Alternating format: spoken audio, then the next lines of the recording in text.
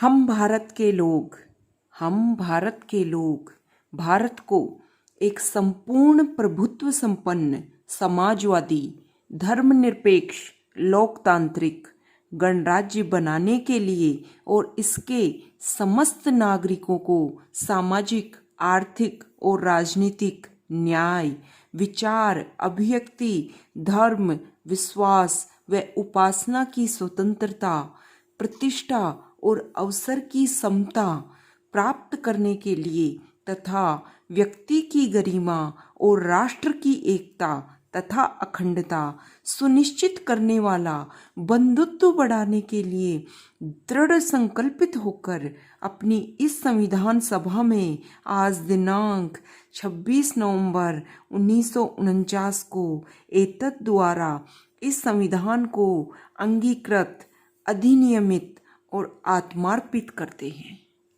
Hello everyone, आज हम इस वीडियो में हमारा जो संविधान है उसकी प्रस्तावना को हमने पढ़ा। देखो, जो संविधान है उसको एग्जाम क्रैक करने के लिए एक बुक पढ़ना उस तरीके से नहीं पढ़ना है। वो हमारे देश की, अगर मेरे अकॉर्डिंग, देखो मैं अपने व्यू के अकॉर्डिंग आपको बात कर रही हूँ, मेरे अकॉर्डिंग अगर कोई पवित्र पुस्तक है और जो सबको पढ़ने के लिए नेसेसरी होनी चाहिए वो है भारत का संविधान। वो हमारे जो भी डाउट है वर्तमान के परिदृश्य के अनुसार, जो भी डाउट है, हमें लगता है कि ये हमारे खिलाफ हो रहा है, ये हमारे खिलाफ ऐसे हो रहा है, सबको एक बार भारत का संविधान जरूर पढ़ना चाहिए। और अगर भारत का संविधान ना पढ़ सकें, इतना मतलब बहुत बिजी आप पढ़ ही नहीं पा रहे हो, तो प्लीज़ कम से कम भारत के संविधान की प्रस्तावना हर कोई पढ़े। उसमें बताया गया है कि वी आर इक्वल, हमें कोई अंतर नहीं है, हम सब समान हैं, सबको उतना ही राइट है जितना देश के राष्ट्रपति को राइट है। सब यहाँ पावरफुल हैं, क्योंकि जो हमारा संविधान है वो खुद पावर हम भारत के लोगों से ग्रहण करता है। मतलब जो भारत के लोग हैं वो बहुत ज़्यादा पावरफुल है। सो प्लीज़ जो भारत के संविधान की जो प्रस्तावना है वो कम से कम हर किसी को 1-2 बार तो रीड करना ही चाहिए।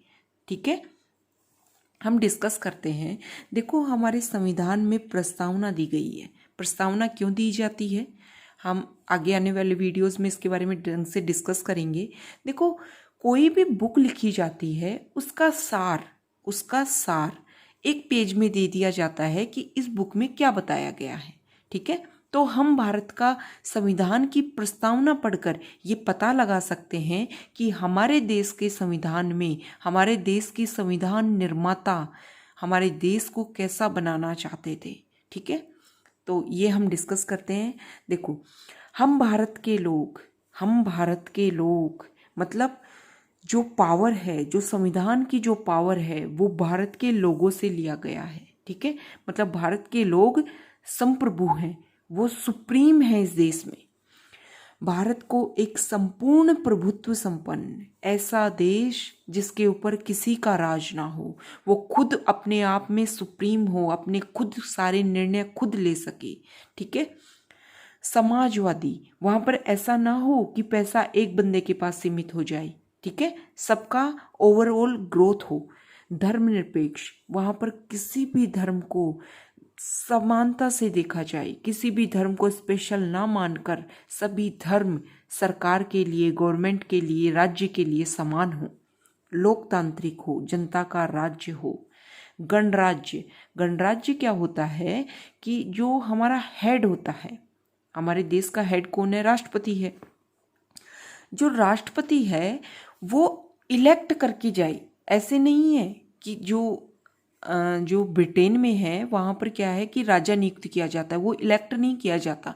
भले ही जो हमारा भी जो गणराज्य है, जो देश का जो शासक है, उसको डायरेक्टली नहीं हम इलेक्ट करते। मतलब हर जनता जाकर 18 साल से ऊपर वाले व्यस्क मताधिकार का उपयोग करके हम उसको नहीं चुन सकते।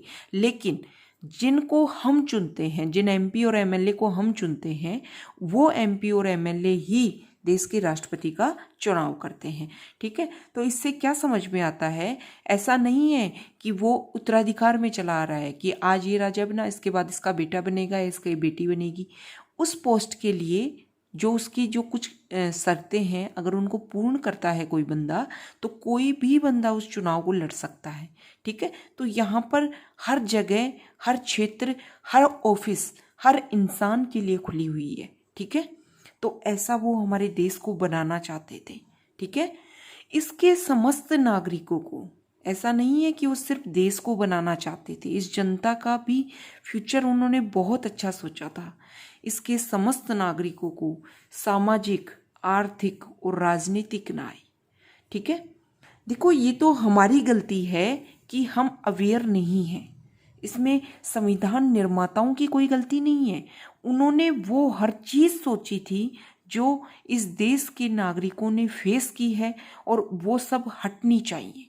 ठीक है, क्योंकि जब ब्रिटिश रूल था तो हमने हर तरीके की परेशानी को सामना किया था।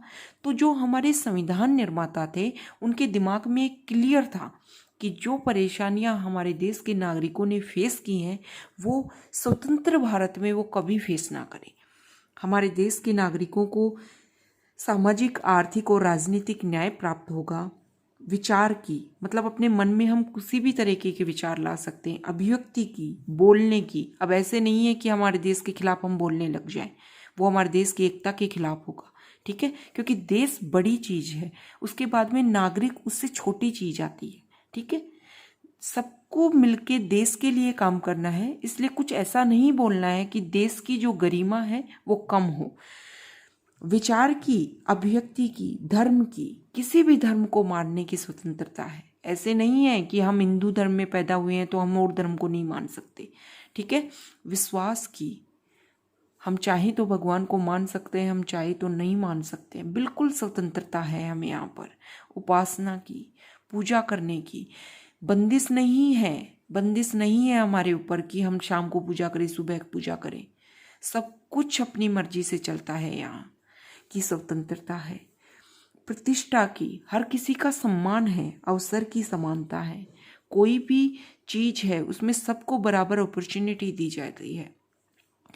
इसको प्राप्त करने के लिए और व्यक्ति की गरिमा और राष्ट्र की एकता और अखंडता को प्राप्त करने के लिए, ठीक है, और देश की जो बंधुत्व है, ब्रदरहुड है, लोगों में भाईचारे की भावना है, उसको बढ़ाने के लिए दृढ़ संकल्पित होकर अपनी इस संविधान सभा में आज दिनांक 26 नवंबर 1949 को हम इस संविधान को अंगीकृत करते हैं, अधिनियमित करते हैं और आत्मार्पित करते हैं। ठीक है, तो इससे हमें पता चलता है कि हमारी संविधान की जो पावर है वो लोगों से ग्रहण की गई है।